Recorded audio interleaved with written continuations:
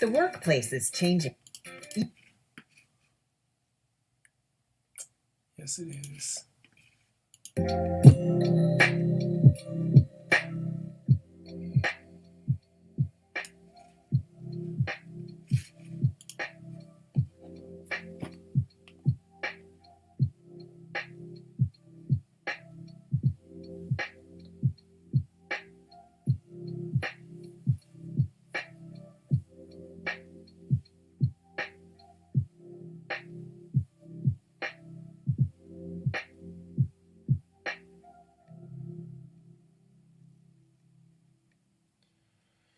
All right. Just taking a moment, making sure everything is uploading correctly.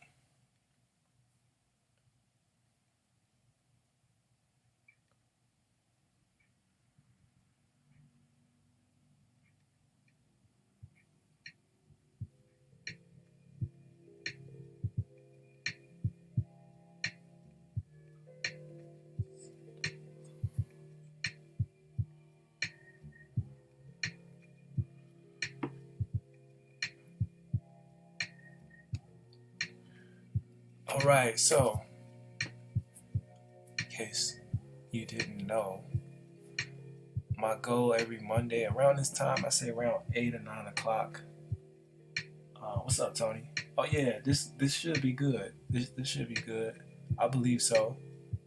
Every Monday around 8 or 9 o'clock p.m. Central Time, I'll be talking about some different ways to make money. Every once in a while, I post something on Facebook asking people, what would you do if you had an extra $10,000 or extra 100,000, a million, a gazillion dollars? What would you do? And people usually, people usually respond to that.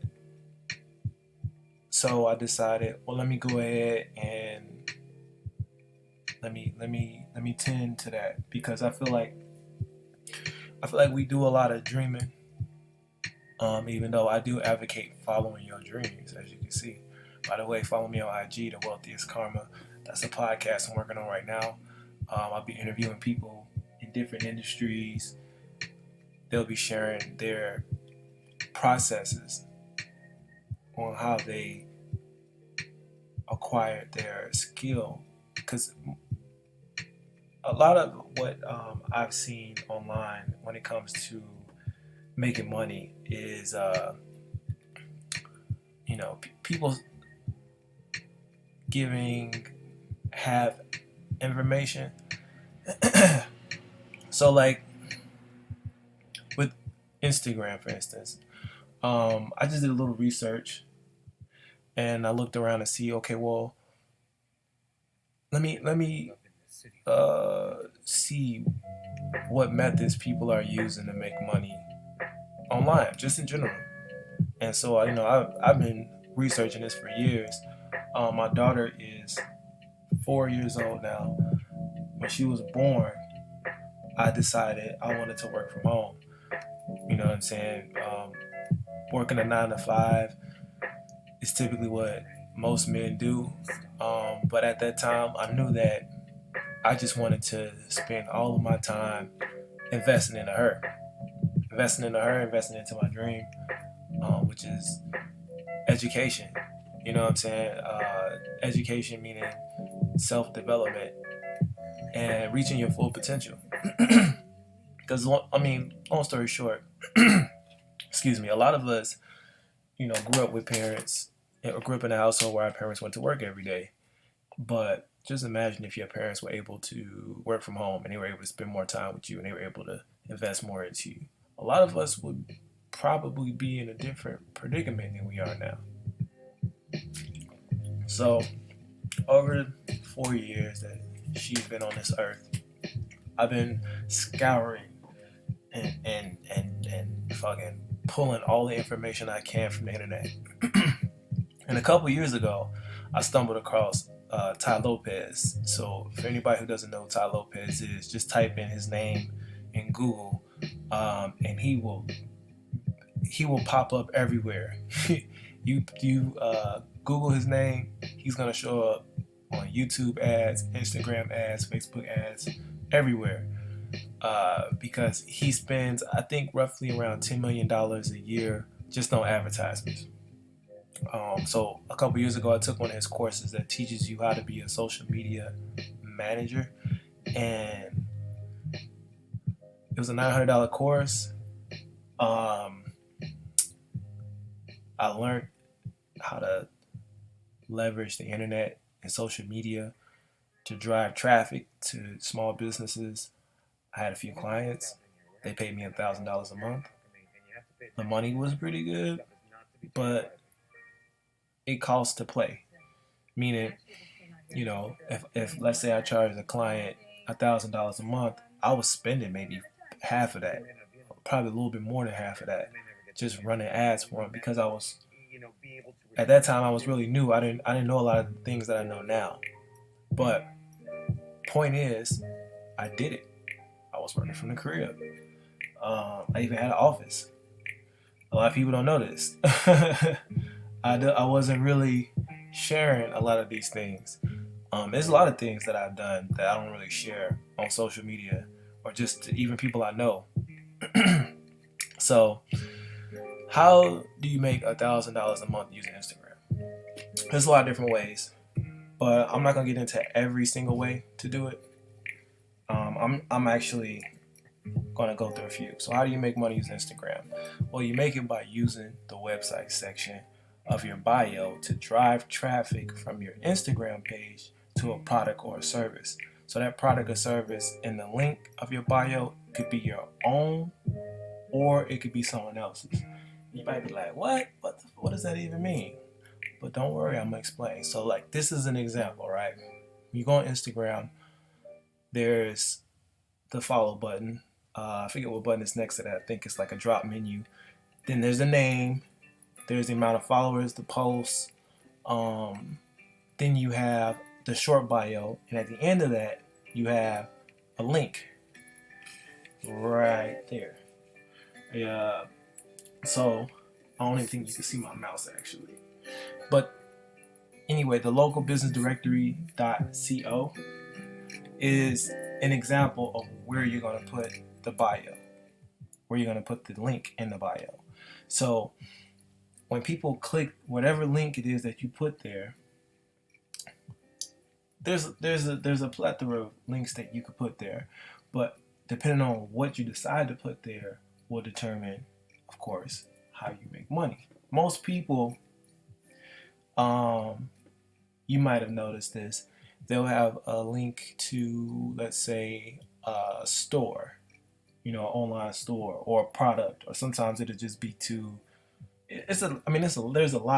there is so many possibilities. If you just go on Instagram right now and you click on somebody who has maybe 100,000 followers, I guarantee you they have something linked in their bio. So I'm not gonna get into every single way that you can make money. I'm just getting into actually 3 different ways. So the first way I'll mention is drop shipping and retail arbitrage. This is when you sell a product that either you or a distributor owns. And you may not know what drop shipping is, and you may not know what retail arbitrage is, but that's cool. I'm gonna explain that to you. Second way is affiliate marketing, which is when you get a commission when you get a person to click a link and take specific actions. Like I say, I'll get into that. And the last is local business advertisement. So you structure a deal where you use your Instagram to promote local businesses and make an agreement based upon terms. So first method is drop shipping. So here's a model of how drop shipping works. Okay, on the far left or the upper left is Tom. Tom is a customer. He wants to buy satin underwear, all right, from Malaysia. So since he's he has great taste in underwear, he's willing to pay $80 for it. Okay, so he pays you the retail price of $80. Okay, and right there in the middle, top middle, is your store. That's your online store. That's, let's say, exoticunderwear.com. Okay, that's your website. And you have a list of all different types of, underwear from different countries. Okay, because I don't know, you into that for some reason. I don't judge. So he pays you $80, right? But you take $30 out of that 80 he pays you, and you send it to the actual supplier. Now that could be a warehouse in Malaysia, for instance. Okay, because you're paying wholesale price. After you pay them their 30, they ship it from their warehouse. As you can see the bottom diagram, step 3, supplier ships product directly to the customer. Right? So you don't actually own the product. You don't store it. You don't have any inventory.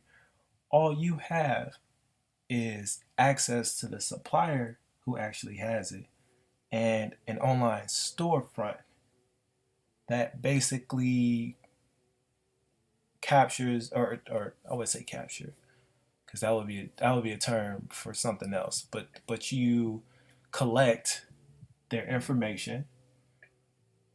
Okay, you collect the customer's information and you give them what they were asking for.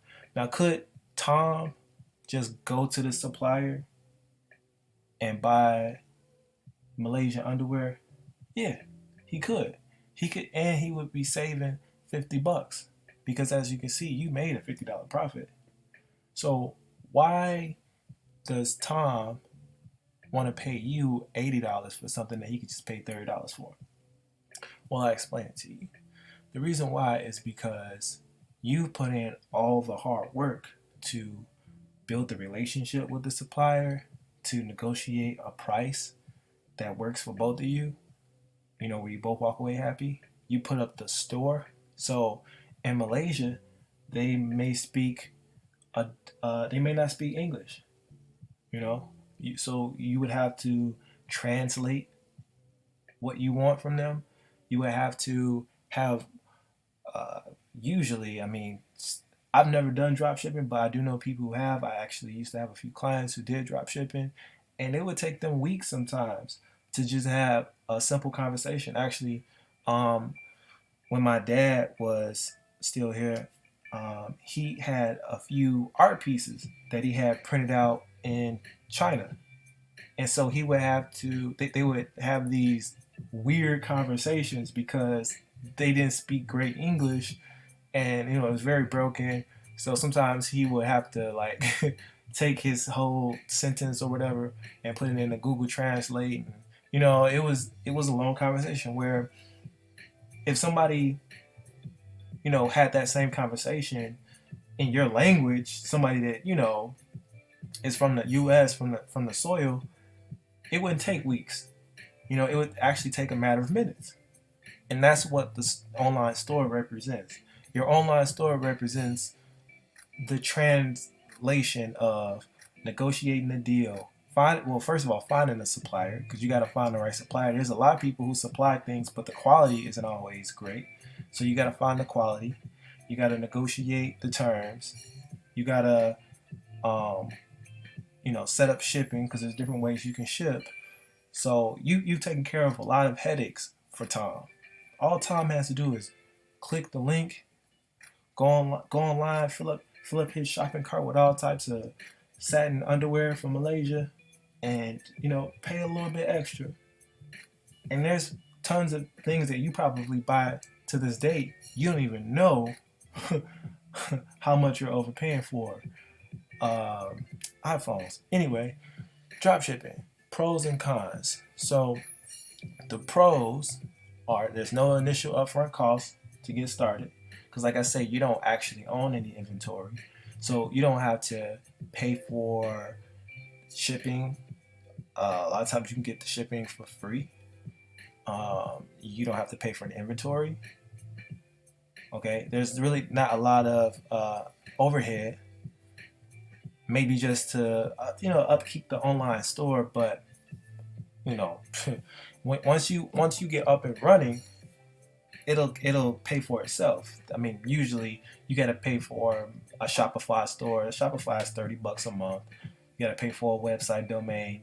That could be like, I don't know, sometimes it could be $14 a year to host and have the domain. So, you know, altogether you probably paying about, let's see, 30 to probably $360. Probably $360. Um so well, I just say let's say you're paying $400 a year for your store, but you could be making $1,000 a month. So, does it pay for itself? You tell me. Because I put no monthly fees there, so you don't actually need to pay monthly for drop shipping. Because there's actually ways I can show you how to do it for free. I'm not gonna be doing that in this live. I'm just kind of going over the different ways that you can do it. But if you were doing it through Shopify, just giving an example, it would cost $30 a month. But like I say, there's a way to do it with actually no monthly fees.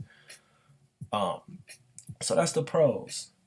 No money to get started, and if you real spicy, there's no monthly fees either. So it's free. You can do it for free. All you have to do is just talk to the supplier, negotiate, put the stuff online, get people to click it. That simple. All right. The cons is finding a good deal. Because, like I say, there's a lot of people out there. There's a lot of suppliers who, because they're in other countries, don't have the same regulations that we have here in the U.S. So, you can end up getting a product that looks great when you see it online. Then you get it in person. You're like, what is this? Ain't what I asked for. So that can happen. Um, Product placement is difficult for people who aren't familiar with this process because, like I say, finding a product that fits your what you're looking for is one thing, but knowing what people want is a whole other thing, because sometimes you think you found a good deal. Well, you probably did find a good deal. Actually, you probably found the perfect product. It looks great. It's beautiful. The price is right, but nobody wants it. So, you know knowing that is why it's not novice friendly. If you've never sold anything in your life, if you've never done retail before, especially if you never sold anything online, um, this could be really difficult. Not only that, like I say, you talking to people in other countries. A lot of times they don't speak very good English. Sometimes you might come across somebody who does, but most of the time I could tell you I've seen it 'I'd say about 60-70% of the time they don't speak great English. So a lot of things are misconstrued. Sometimes you may ask them to send you one thing and they might send you something else because it means what you're saying in English means something different in their language. You see what I'm saying? So there's that whole customer service issue. All right. As you can see at the bottom, this is best for people who are good at finding niches, but may not, have. I don't know why I put having. That's why I should proofread. May not have the starting capital. It will require a lot of positioning your product in front of the right people. So a lot of times when people do drop shipping and they don't do well, that's because they didn't do good market research. With drop shipping, you wanna know for sure that people want this. Okay, and I'll do a talk about that later. But one of the ways that you would know that for sure is by um, going on Google. Actually, I'm an even easier way. There's a website called Alibaba, and it has a well, that's actually a business to business website. Alibaba is a business to business website where you ship things from China wholesale. But there's a smaller website for consumers called AliExpress. Okay, so you will go to aliexpress.com. Okay, and like I said, I'll actually go through the entire process of how to do this. But what you would do is you would just click in random items, like bracelet, okay, um, phone case, and sometimes they even have on the side hot items, what's selling right now. You know what I mean? There's a lot of different ways you can find out what's hot. But going to AliExpress and playing around with that website and seeing, oh, this item right now is hot, because AliExpress will tell you which items are selling really well, which items are hot buys. That's one way, and there's a whole lot of other ways. But like I say, I'm not gonna spend too much time on that. I want to get into the next one. So next one, retail arbitrage. Okay, this is just one method. This is how to sell on Amazon. Okay, first thing you have to do with retail arbitrage is learn how to source products that make a profit and sell well. So this is very similar to dropshipping. The difference between arbitrage and dropshipping is when you don't actually own any inventory, but retail arbitrage is when you do actually own property. Okay, um, so when it says learn how to source products, that means the same thing as doing research to figure out who has what you want for the low, basically. Okay, and once you figure that out, then you order the products either from an online retailer or you buy it locally. So what that means is you may find, like I say, something on AliExpress. So you go on AliExpress, you find it for $10, and then you're like, okay, well, I know I can sell this for $25, and then I can make a $15 profit. That could be one way. Go online to a website like that, or you may go locally. You may actually go to a place like Walmart or Target and find something that's cheaper than what they have it listed for on Amazon. You'd be like, oh damn, I could make a little price. Same thing. I could buy it here from Walmart for $10, and then I could sell it on eBay or Amazon for 25. So that's typically what people do who are in retail arbitrage. They figure out, and like I say, in a few weeks, I'll explain exactly how to do this, like step by step, really go into detail. But people go online. Sometimes they go to local stores, in certain areas, because prices do differentiate depending on what area you go to and what time of year you go. Uh, so once they find it, once they've done the research, then they say, okay, cool, boom, I got it. All right. Step three, you package the products, you send them to an Amazon warehouse. So you might have seen this yourself. Amazon warehouses are on a flux right now. You know what I mean? Like they are everywhere, and they're only going to grow. I mean, in the last, what is it, 2 or 3 years, I think they've got 14,000 locations of just warehouses. What I'm saying, where they just hold things at. So Amazon is on its way to taking over, man. I think they even bought Walmart. They bought Walmart, was it? I think they bought Walmart, something like that. They were in the negotiations with them, but their goal is to get things even quicker to the customer. You know what I mean? So anyway, I'm not gonna get into that right now. Packaging the products is simple because once you hit up Amazon and say, yo, I got something that I want to sell, they actually send the box to your house. You just make sure you put it in there nice and neatly. Make sure, if it's fragile, you protect it properly. They give you instructions on how to do that. You don't have to pay shit for the shipping. They gonna come pick it up. You know what I mean? Now they have it listed on Amazon and they have it at their warehouse. All right. So let's say, for instance, you're selling.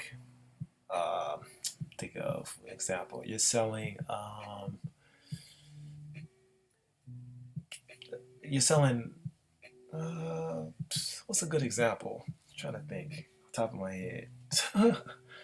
You're selling expensive china. Okay, let's say you're selling expensive china, right? You found a place, maybe a local mom and pop shop, where they have expensive china for the low, and then you see how much that same china is listed online. You say, well, okay, if I put this up, I'll make a decent little profit, right? So you go grab it. You tell Amazon, I want to sell these items. You list it. They send you through a screening process. Once you get cleared, they send you the boxes to ship it back to their warehouse. Then once it hits their warehouse, once you have everything listed, the next step is to sell. Now, another difference rather, between retail arbitrage and drop shipping is that um, with drop shipping, you have to have your own online store. You have to create an online store. So Shopify, um, WordPress, Wix, there's a few others. You have to basically create your own store. Whereas with retail arbitrage, you don't have to have your own store. Amazon provides that. Amazon gives you a box to ship your things with. They give you a nice, beautiful, easy to use website that you don't have to do any, you don't have to do any upkeep for it. You don't have to do anything on the back end. They do all of that for you. Only thing you have to do is get people to buy it. And if you're really cold with retail arbitrage, you don't even have to do that. Most people try to get traffic to their items, but the people who are really good at it got this shit on autopilot. They know exactly what people are looking for. They just have to supply it on the website. So they put the stuff up on there. The hard work for them is finding the stuff for the low. Once they do that, Amazon handles everything else for them because people are already going to Amazon looking for this stuff. So they just position themselves in the right place by having the right product, knowing how to display it, knowing the right wordage to use, that type of thing. So you get paid, you reinvest, and buy more stock. Then you repeat step one. Real easy, right? So the pros and the cons. Okay, the pros are there's a possible huge profit margin. Why? Because for one, you're using a very well credited website. People have used Amazon for years, very ingrained into our society. You don't have to introduce yourself or your product if you supply something that people already are looking for. It's just a matter of finding the right deal. But let's say you find enough of those right deals, you're generating enough profit by becoming an authority in your niche.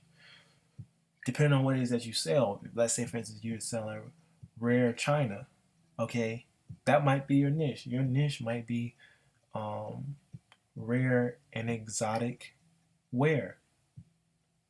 Try saying that 5 times fast. I'm not. So selling the business when it becomes profitable is a lot of people's goal in retail arbitrage because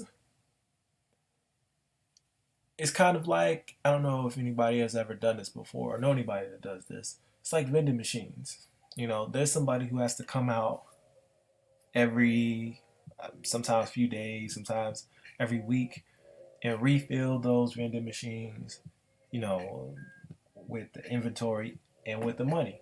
So they're taking the money out, they're refilling it with change, just in case somebody needs to get change. They're refilling it with inventory, and that becomes a bit tedious after a while. I mean, you can imagine, for at least for me, I couldn't imagine doing something like that over and over and over and over and over again for the rest of my life. At some point, they're going to decide, okay, well, I'm making a decent amount of money. Let me hire somebody else to do this. So they might hire some younger kid. Hey, like refill these around the area for me, and pay you this amount. So now that younger person is making a little bit of money. That person who established it is not making as much money, but they don't have to do as much. But let's say instead of hiring somebody, he says, you know what? I'm tired of this whole operation altogether. I just want to get rid of it. I just want to I just want to wash my hands, walk away from it, use that money, go do something else. So instead of hiring that little kid to be an employee, you might negotiate something with that kid like, hey, you want to really make some money? I'm going to show you how to do this. And so a lot of people in retail arbitrage either become teachers, showing other people how to make money and getting paid from the courses that they sell, or they take the entire business model that they created around that product and they just sell it to somebody else wholesale. You know what I'm saying? There's some people who walk away $100,000 richer off the bat. Now, the cons, of course, upfront overhead costs. You do have to buy the supply to demand. You do have to take care of all the fees. Now, Amazon doesn't charge you any fees. They do take a little cut, but whatever other fees you have to pay, you have to take care of. So finding the product, whatever it takes to do that, you know what I'm saying? Whatever it takes to go and get the product, that all comes out of pocket. So you have to a lot of times physically go places, and if not physically, then you got to go online, but you still have to pay for shipping and the supplies. So there is a chance of losing profits. I mean, this is something that I wouldn't suggest. I didn't really even think of doing back when I was starting to get into making money from the crib, because I didn't really understand it at the time. But like I say, over the years, I've connected with people who have. And it's really simple, but a lot of them have lost money through this process because, you know, sometimes a niche is hot for a while. For instance, spinners. I knew somebody who was selling spinners online. They were making a decent profit, but once that trend stopped, that money stopped. And sometimes you don't know when a trend is going to stop. You might jump into something right at the tail end and you just bought a whole bunch of them. You like, yeah, man, I can't wait till I sell all these. And the next day, nobody is trying to grab one, not one person.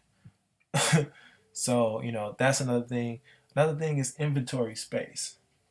So, Amazon gives you the ability to store things at the warehouse at a cost, okay? Because I do believe you get a certain capacity of things that you can store, but I do believe after a certain amount, they start charging you. Now, I'm not 100% sure about that aspect. I have to check into that. But when I do the live talk about how to do retail arbitrage, I'll let you know for sure. Okay. Now, this is ideal for people who have experience selling things online and have about 500 to 1,000 starting capital. So if you got an extra 500 to 1,000 to invest into something and you've sold things online before, then this might be ideal for you. So the next thing is affiliate marketing. Now, this is how affiliate marketing works. You sign up an affiliate or a person who wants this particular product or service that's linked in your Instagram bio. Okay, but this actual model is a service called Owly. So you sign them up with SendOwl, okay, which is free. You use the special tracking links to promote the ebooks and the courses. That would be the one that's in your link, that's linked in your bio. All right. Someone uses one of your links to purchase a product on the website, then you get a 35% commission from each sale. Now that's basically how an affiliate program will work. Okay, you get people to click on the link. All right, first of all, you got to sign up to be an affiliate, which most of the time is free. There are a few affiliate programs that cost money, but ideally, most of them are free. All right. Once you sign up, they'll give you a link. You put that link for instance, in your Instagram bio, right? So people click it. Then they go to the website and they purchase the products. Okay, then you get paid a 35% commission. Sometimes it won't be a 35% commission. Sometimes it'll be a 3% commission. Um, for instance, Amazon gives you the ability to be an affiliate where you don't actually have to sell anything. All you have to do is put the link to the product somewhere, like Instagram, for instance, have people click that. Once they click that, let's say they don't even buy the item that you have linked in your bio. Let's say they just go to Amazon and they end up buying something else. You'll still get a commission from that. And I forget how, what's the statute of limitation? Because I think after, let's say, 3 or 4 days, if they don't buy anything, then it expires. But let's say over the course of 3 days, they buy a bunch of shit. You get a commission for all that. But it's not 35%. I think it's maybe 3%, 3 or 4%. So it just depends on what affiliate program you're a part of. That'll determine how much you get paid. But they usually let you know beforehand. So the pros and cons. Um, there's supposed to be a third con, but I'll try to remember what that is. Anyway, pros are you don't have to fulfill any orders, okay? You don't need any inventory, and it works in your sleep. So just imagine you've got a link to something.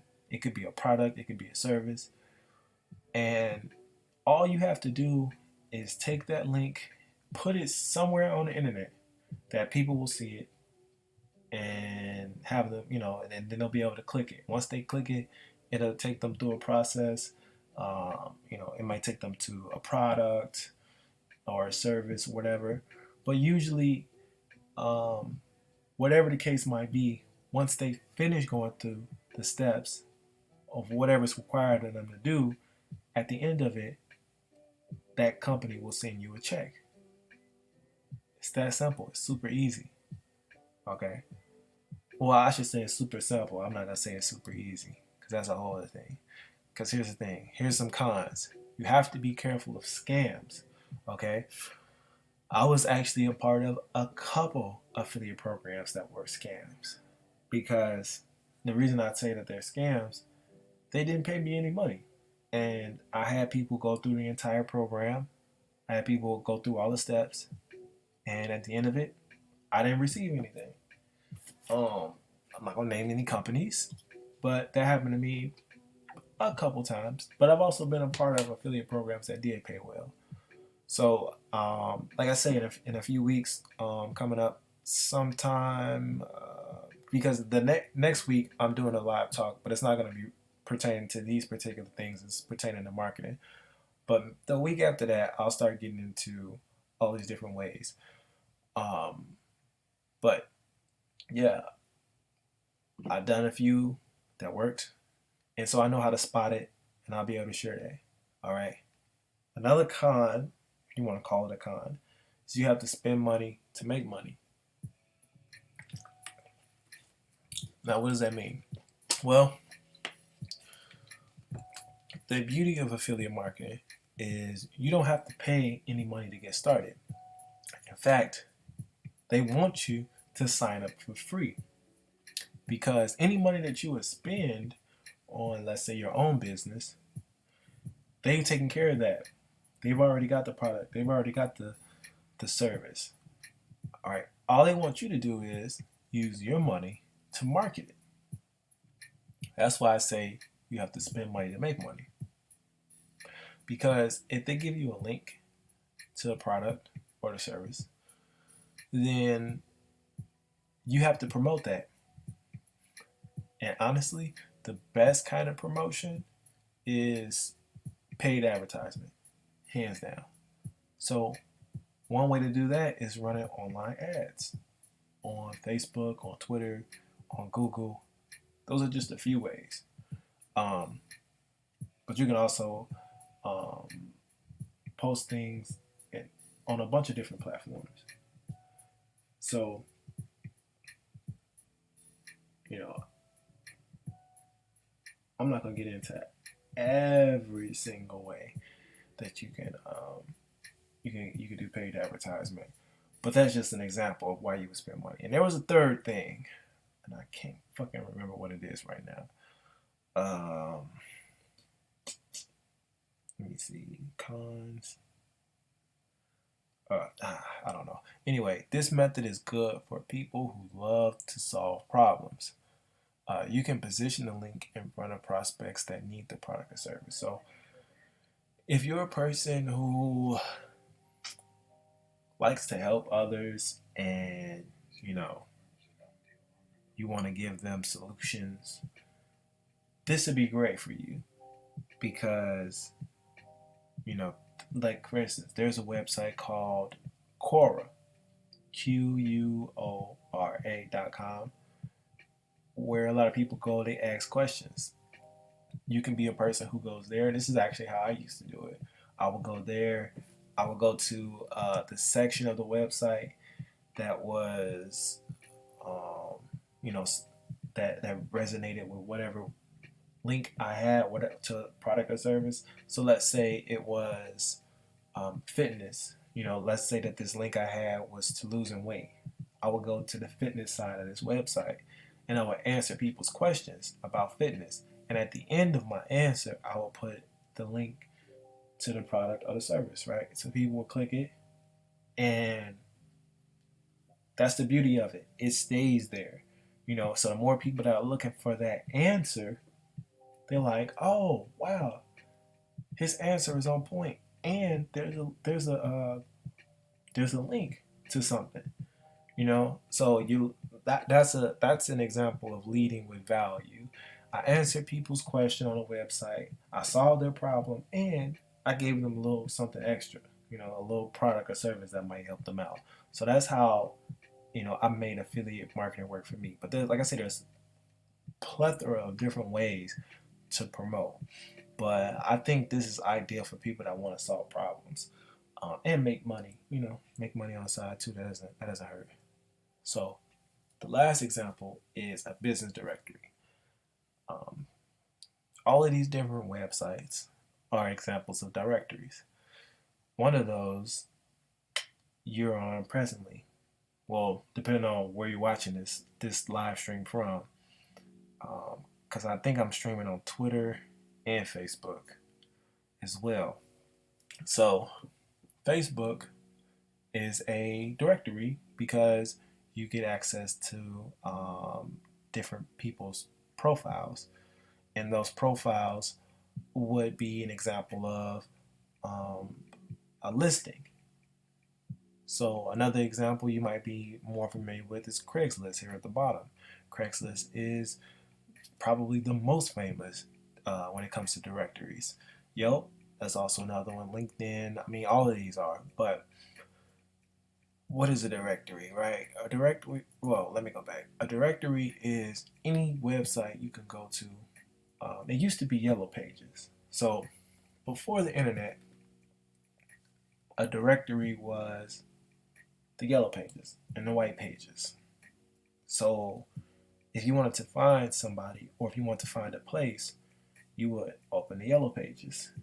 You would find that person's name and that number, or that business's number or whatever. So times have evolved, and now we no longer go to a book or a physical book, but we actually go on the internet, and Google is the most massive directories. It's taken the Yellow Pages and pumped it full of HGH and steroids. So, Facebook is an example, Craigslist is an example, LinkedIn, all these are examples of directories that we use now to find people and to find places. So what you could do is you could create your own. Now, I know that sounds difficult, or it might sound easy. And either case, you're right. Because for one, your question might be, well, first of all, how can I make a directory? How can I make a Facebook? How can I make a Craigslist? How can I make a Yelp? How can I make a whole website? And then how can I make money from that? Well, this is way more advanced than the other three options rather. It's way more advanced than dropshipper, way more advanced than retail arbitrage, way more advanced than affiliate marketing. Because now you're dealing with an actual business, okay, where you'll probably need employees with this direction. Uh, Making a directory is hard work. Not only do you have to create the website, but you got to manage the pages. You got to administer, make sure security is on point so nobody's hacking it. If you got memberships on the site, you want to make sure that everything is protected, especially if they're doing transactions on that. So a directory is something that I'm actually working on making right now, um, for local businesses and for network marketers. The reason why I'm designing it is so people can get access to network marketing products and services, but also they can go to this directory to get fundamental information without having to do a whole lot of research. Because I notice network marketers are very passionate about what they do, but they're not realistic. Meaning, they don't realize that there's people in this world who would really enjoy their product or service, but they they sell way more than they speak. You know what I'm saying? But anyway, I'm not gonna get into my endeavors. But if you want to know, hit me up. I can talk about it more. So the reason why you would build a directory is because you may know local businesses, you may know local business owners, and let's say you want to help them get more clients, you want to help them get more customers. If you can get all of their contact information and you could put them onto a website, what you could do is you could start driving traffic to this website. And when you drive traffic to this website, or excuse me, this business directory website, you'll be able to help them get more customers. And there's a lot of different ways to be able to do that. And like I say, I'm actually going through a specific talk through all these different ways in the next coming few weeks. So get ready for that. Monday, I'm doing one on marketing. Um, and then after that, I'll start doing live talks on all these different ways. So if you can think about Craigslist, if you can think about Facebook, LinkedIn, Yelp, and just think about how they look, the simplest one is probably Craigslist. So just imagine if when Craigslist first started, I think it started off as a newspaper actually. It didn't have every single city on it. Okay, it took time for it to build up to what we know it as today. But when it first started, it was very small, and so you got to think in terms of um, what could happen over a course of years if you dedicated yourself to something. And if you're aspiring to make money $1,000 a month, you have to start thinking like a business owner. You got to start thinking about ownership. Okay, what do you own? What do you have access to? And how can you leverage what you have access to generate income? You might have a skill, you might be an artist, you might be a stylist, a designer, so many other things. But what is it that you own? Think about that. Only thing that you may own is time as an entrepreneur, because you don't punch a clock. You know what I mean? You don't work a 9 to 5. So you work at your own pace on your own schedule, but you're only one person. You got to exchange that time for money. So in a sense, you've gotten away from your job, but you're still a slave to that clock. Now the way that you escape that is you own and operate something that doesn't require your presence in order for it to function. That's where a business directory comes to play. If you can find other, let's say you're a stylist, let's just go through it real quick. Let's say you're a stylist, right? But you don't own a salon. Let's say you do hair, but you don't own a salon. You finesse it in a way. You might do it at your house or do it at your client's house. So you don't own a salon, but you do know salon owners. So what you do is you get on WordPress, you create you a little website, you get all these local salons, you get their information, you put it on this website, right? You put it on in this directory. So they got, at the top you say, these are the hottest salons in the area. Now, when people are looking for salons to get their hair done and they searching online, then your business directory with the listing of all those places will pop up. Okay. Then they go to your website. They go to your business directory. They contact the salon from your directory. You get a notification that says, yo, somebody just contacted a salon from your website. All right. That salon owner now has a new customer. A brand new customer that they didn't generate, you generated for them. Don't you think that they would like to pay you some money to do that for them on a consistent basis? Like, yo, you know what I'm saying? This person just spent, I don't know, $80, $100 with me. And that's just one person. Now let's multiply that by 10. All right. Let's multiply that by 100. All right. It really has no limitation to it. Now, is it easy to do? I'm not gonna stunt you. It's not. It's not easy to create a business directory, which we'll get into right now. Pros and the cons. So the pros is possibly scalable, like I just mentioned. It grows rather quickly, believe it or not. Once you put these things in place, they sort of compound on themselves depending on how you position them. And it opens up other money making opportunities. Because the great thing about success is it's the best friend of word of mouth. When you do things good for people, they want to share that shit. But the same thing goes for when you do something bad. If you make a mistake, people will spread that like wildfire. The thing about business owners, they understand that. And so most of the time, they want to spread good word. Most consumers or customers want to spread bad words because they want to make sure nobody else has that same bad experience.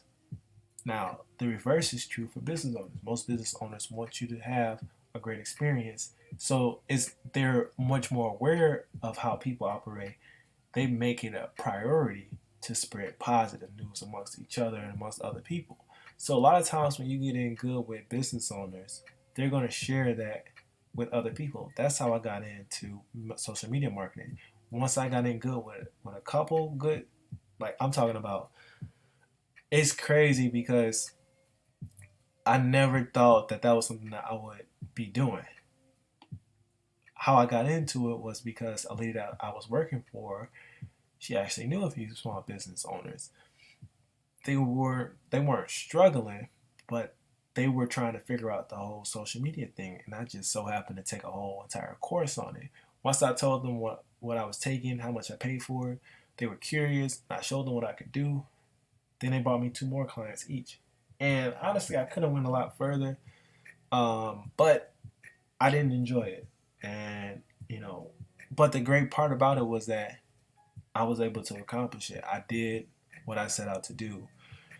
So I know I could do it if I ever wanted to do it again. There's just so many other things that I could do, like sharing this information, for instance. And I'm looking to make this a consistent thing. So I'm gonna be sharing this information. I'm gonna be showing y'all how to do this. I'm gonna be working on a few things on the side.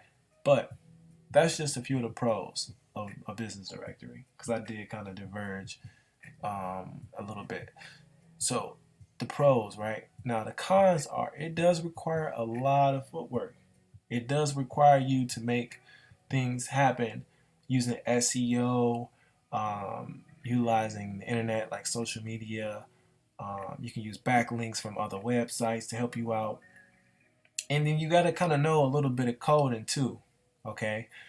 Cause that's not up there. That actually, I meant to put that up there. You do got to have a little bit of knowledge on how to build and manage a website. You got to know the administrations and the moderations of a website. So you may not know how to do that. You might hire somebody else to do that, but then you got to pay them. So it's a business, and honestly, in my opinion, this is the best way to make $1,000 a month. Now, it's not easy. It's not something that I would suggest the average person do with no experience. So you do have to be educated rather, in how to do this. So let me just go through a formula for you real quick. All the four different ways on how you make $1,000 a month, right? So this is drop shipping. This is when you don't own. This is when you don't own the product. You don't have any inventory. You just have an online store. You might remember, if you were here from the beginning, the example I used was Tom. He's trying to buy silk Malaysian underwear for $80. Okay, really, honestly, Tom, he's okay with paying $100 for silk Malaysian underwear. So when he stumbled across your website and you had it listed on there for $80, he was like, "Oh, word, say no more." He immediately gave you that 80. But what Tom didn't know was that you got that underwear for $30. So once he got it, he was happy. He saved $20 because most places is retail for $100, but he paid 80 at your store. But you only paid 30, so you made a $50 profit, right? And that's just an example. But this is a different example.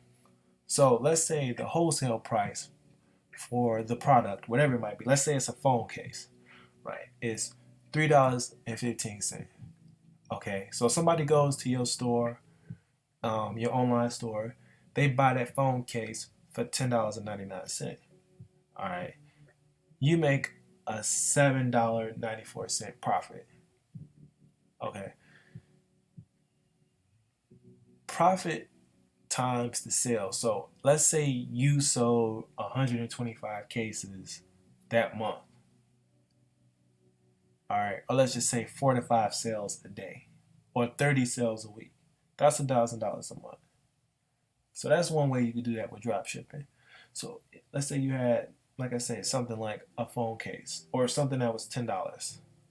That's how much you selling it for, but you paid $3 for it. You know what I'm saying? You made a nice little profit. It's not bad, but that's just drop shipping. Since you don't actually own anything, what you make on the back end is profit. But you got to take that profit, whatever you make, and take care of whatever your overhead might be. It might be the website. You know what I'm saying? You might run online ads. So you can take that 1,000, you can turn that 1,000 into 10,000. You know. So that's just one example. But that's drop shipping. Now, retail arbitrage. It's different than drop shipping slightly, because with drop shipping, you don't actually own anything, or you don't actually own any inventory. You don't actually hold any inventory uh, either, because Amazon holds it. But you had to go out and find it. You see what I'm saying? You had to go find the deal, but you also had to pay for the inventory. So once you got the inventory, um, you could send it off to Amazon, or you can do eBay. I think Amazon is the only online retailer that has a warehouse where you can, where they keep your supply at. Everywhere else, like eBay, Let Go, all the others, smaller, or it's crazy. eBay is smaller than Amazon, and eBay been around longer.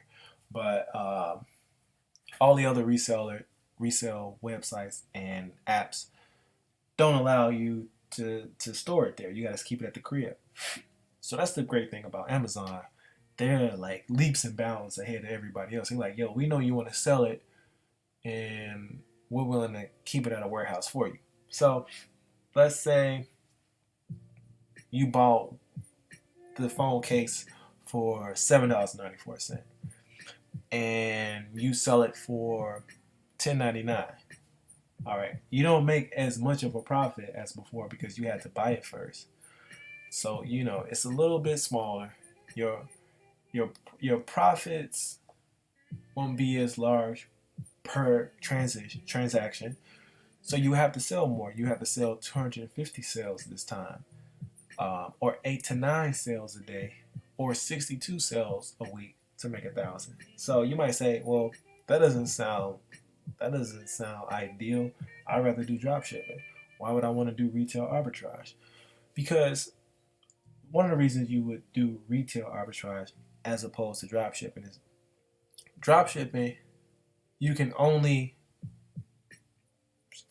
most of the time find good deals from outside the country, and a lot of times you won't be able to find brand name things. You'll have to find like bracelets or trinkets, or headbands, or whatever. It won't be like a trusted brand, Nike, Adidas, Apple. It won't be any of that type of brand name product. It'll be something without a brand on it. That's drop shipping because you're buying it from other countries. And what a lot of companies do is they buy things from other countries. They put their brand name on it, and then they sell it to you, which is also arbitrage. That's called white label arbitrage, but I'm not going to get into that right now. That's a whole other thing. I don't want to confuse anybody. So retail arbitrage is if I go to the Nike store, the Nike outlet store, and I catch a deal where they selling, some shoes for $40 when they usually $80, and then I hold them. You know what I'm saying? I might buy 3 or 4 of those. I hold them for a little while. I wait till that sale is over. Now the price is back to retail. Then I might sell them for $10 less. I might sell them for $70. So now I made a $30 profit on those shoes. Okay. The difference between retail arbitrage and dropshipping is that with retail, if you know your niche, you can make huge profit margins. Just think about anything that you can buy for cheap and sell for more. Cars is a great example of that. You know, collectors, items, things that people usually pay a lot of money for, typically is what you want to focus on. You know, not just things that you can make a $3 profit on. It's really things that you can make a $30 or $300 profit on. I know some people who do retail arbitrage, and they won't even look at the item if they know it won't make them more than $80 per transaction. You know what I'm saying? Some people it's even more than that. I'm not gonna touch it unless I'm making at least 300. You know what I'm saying? Some people it's like I'll take it if I make a $5 profit. That's cool with me. It just depends on what your niche is, what you're comfortable with, dealing with. Because a lot of times it's a weight game. Like I say, you can't lose money in this process. But if you find the right product, and you know what I'm saying, you position right, you in front of the right people, yeah, it could work out. Affiliate marketing. Now, like I say, affiliate marketing doesn't really cost you money in terms of becoming an affiliate marketer for a company. You don't have to pay them in order to um, become an affiliate marketer. Because what happens is when you sign up to be an affiliate marketer, depending on which company you sign up for, and if you want, you can just go on Google, click in affiliate marketing programs, and you'll see a bunch of websites pop up where you can become an affiliate marketer for them.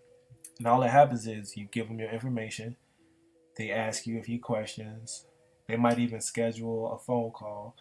But most of the time, what happens is once you fill out the information, they'll give you a link, and then you take that link, and you just get people to click it.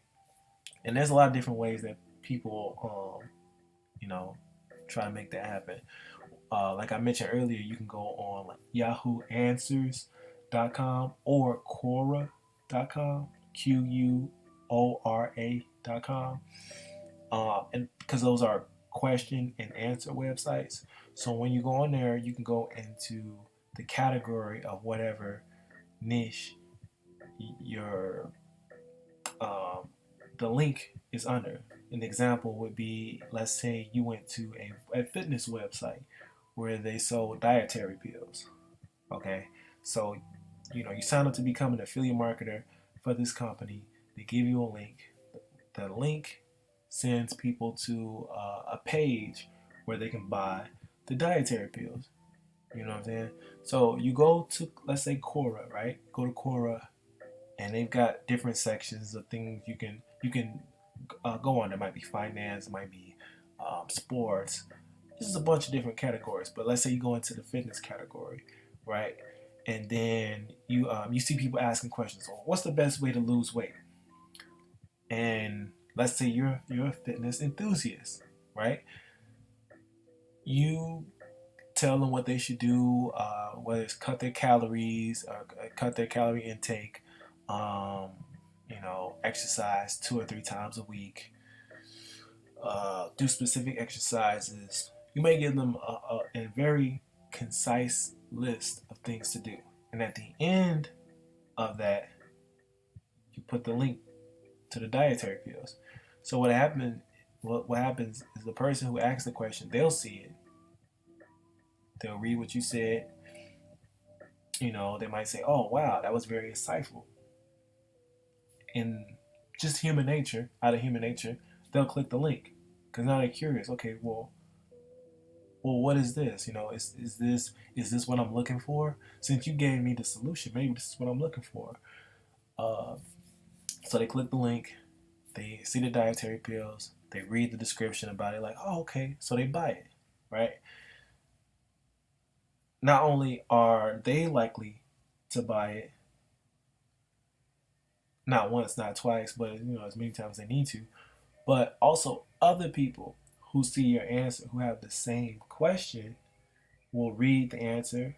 They might say, "Hey, this dude is on point," or "This gal, lady is on point. Let me click this link," and they'll go through the same process. So now you generated a funnel, essentially, right? So let's say the commission for those dietary pills is $10.99, right? Now here's the thing: CPL is cost per lead. Now, what is cost per lead? All right. The example I just shared was how you can generate a lead. A lead is a person who fits the description of whatever it is that you're selling. So this person, who we're going to call a lead, you can get them for free if you go through websites like Yahoo Answers or Quora or any website where you can answer questions. Now, those people who go to the website, who are searching for that the answer to that question, will see your link. But let's say there's not a whole lot of people in the world who really need that particular solution, right? They need the pills, but they don't need that particular solution you supply. Now, people who do, they're very likely to buy it. Okay, but let's say that's only maybe 20 people a month. Let's say it's 20 people a month. So the commission you'll make is like $200 if we're using that scenario, right? So you want to boost the amount of people that see this link. What's the best way to do that? Well, the best way, in my opinion, is to run online ads. Now, online ads is where you take this link to this product, You create an advertisement about it, and then you submit it, you publish it. And so, let's say you're doing it on Facebook. If you're running ads on Facebook, it's going to cost money. Now, it depends on the demographic, the time of day, and the distance from where you are that determines how much it costs to run those ads. But let's say you run ads, you've been running them for a while, and you realize that every time you make $10, it costs you $7.94. Okay, and that's typically how online ads work. You figure out how much it costs to run the ads in general, and then once you start to see success, meaning you start to see people not only clicking the ads, but you see people clicking them and being converted into customers, you can start to determine through insights how much it costs before somebody goes through the process and pays for the product or service, right? And so you went through the whole process. You figured out, okay, every time I make $10, it costs me $7.94. So out of that equation, you make $3.15 profit. Okay, you would have to make 250 sales. I say that quote unquote because it's not an actual sale you're making.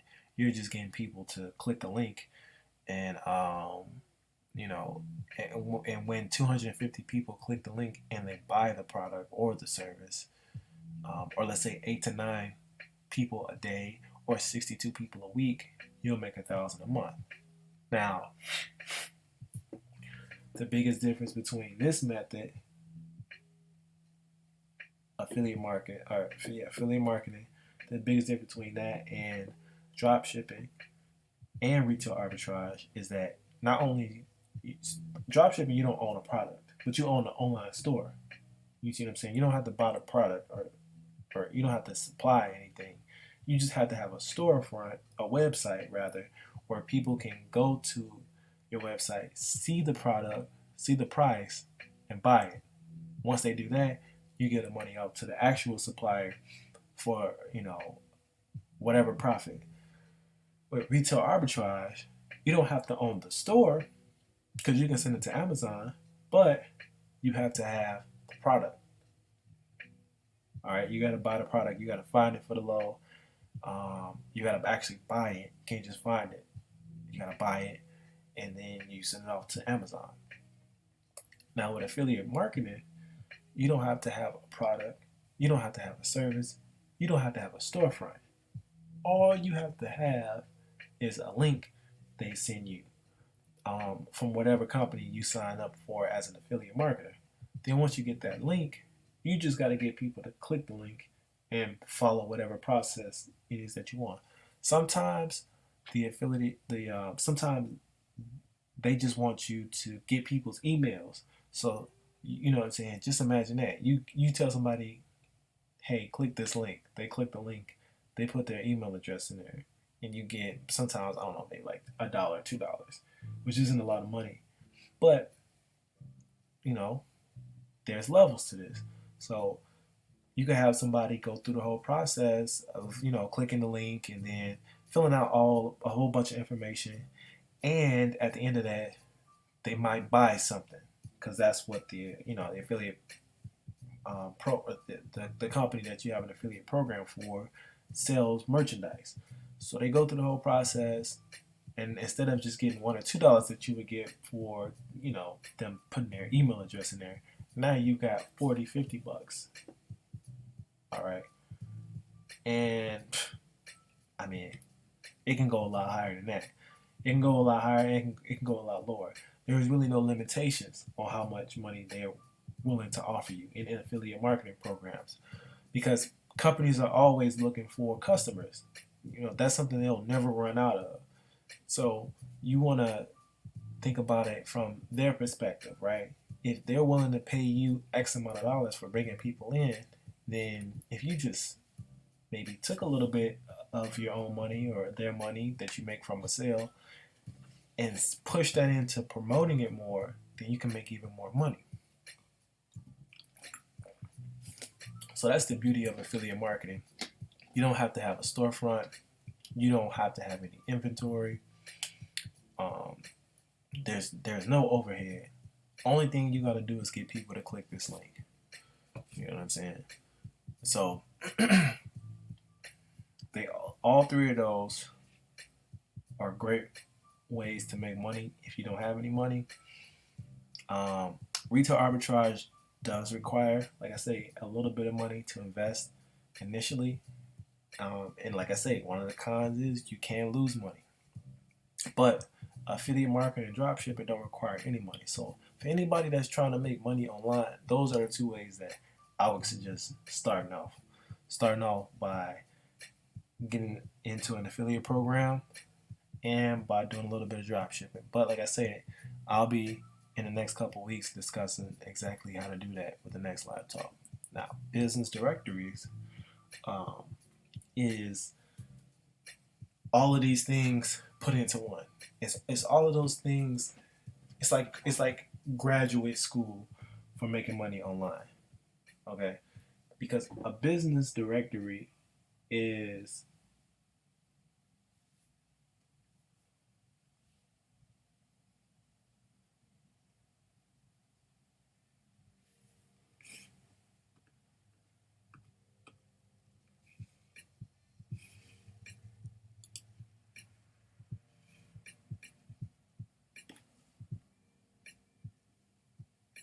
okay. I had a little bit of an error. Had a little bit of an error there. Okay, so a business directory um is all of those things that I mentioned put into one. That's one way of explaining it. Easier way of explaining it is think about Craigslist. And so when you go on Craigslist, you click on Craigslist. All right, so you go on Craigslist first of all, and you click on one of the menus. Then it takes you to a different area of the website. There's houses on there. Excuse me. There's houses listed on there. There's contact information listed on there. There's all types of things listed on Craigslist. But you can't actually buy anything from there. And so the way that Craigslist makes money is through advertisements. You know what I'm saying? Certain companies pay them money to advertise on there.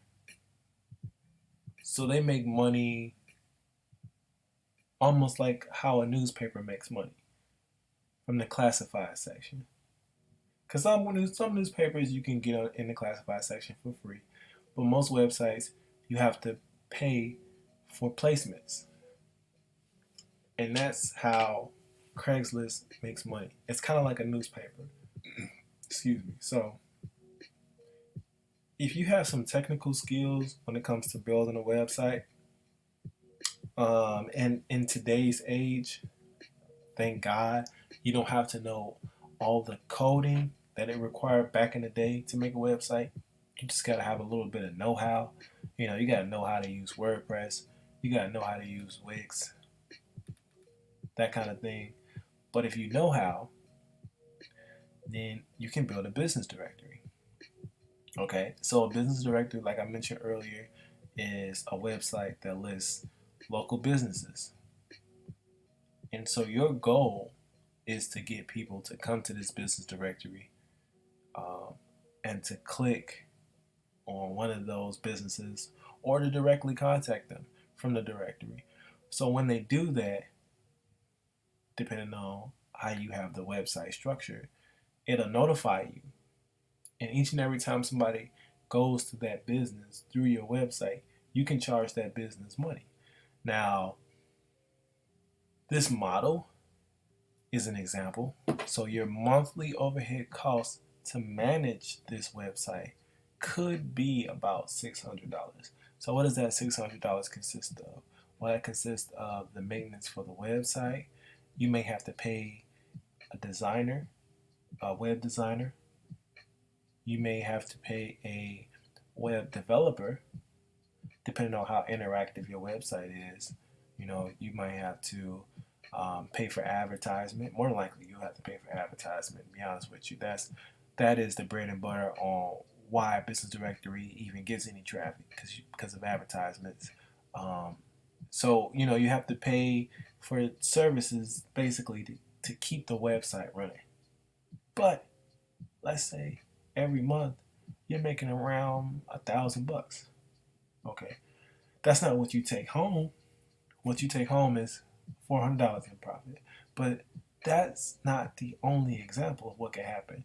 Your overhead costs could be a lot lower, and your revenue could be a lot higher. So that's really just an example. You know what I'm saying? I just really pulled out of thin air. It's not really based on actual numbers. If I could base it on actual numbers, which I will when I do this next talk and I discuss on how you can build a business directory, I'll give you an example of one that does really well, and I'll give you an example of one that isn't doing really well, and explain why. But just to keep things simple, you have monthly overhead costs subtracted from how much money you've made. That'll be your profit. All right, so that's the long and short. Those are the 4 different ways you can make money on Instagram. You got to get a link put in that bio. But if you build a business directory and you put that link in your Instagram, or if you do affiliate marketing, you put the affiliate marketing link in your bio, or if you own a online store, drop shipping, you put that link in your bio. Or let's say you own a product that you got listed on Amazon, you could put that link in your bio. Those are just 4 examples. That's not the only ways you can make money on Instagram. Those are really just 4 out of maybe 100, at least 100 ways. And I just wanted to share that, man, because like I say, people always hit me up, um, and talking about different things. And I just always want to give value to people. That's my number one thing. And when I'm on Facebook, I see people a lot of times mention what they would do with some extra money. So I say, yo, let me share some of these nuggets, because that's really all this is. This is really just a nugget. This ain't like the gold. This is just the chip. You know what I'm saying? The glisten from the gold. Because frankly, there's so many different ways. And I just touched on these topics. I didn't really give any game as to how to do these things exactly. But trust and believe, in these next few weeks I will. I just wanted to introduce this. So, thank you for watching. The next live is going to be on Monday. Next Monday. That's making money with online marketing. And Monday, when I do this live talk, I'm really going to be diving deep into how to do those things, exactly step by step, how to do it. Here I just touched on 4 different ways, just to kind of give an introduction. But next week I will go in depth and really explain exactly what to do in order to do it.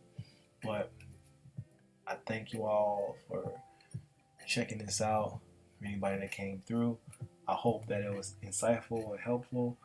Hope it opened your mind to some possibilities, because that's what this is all about. For me, is refreshing to share a lot of these things that I spent so much time learning about, to be able to give this, in small dosages, means everything to me.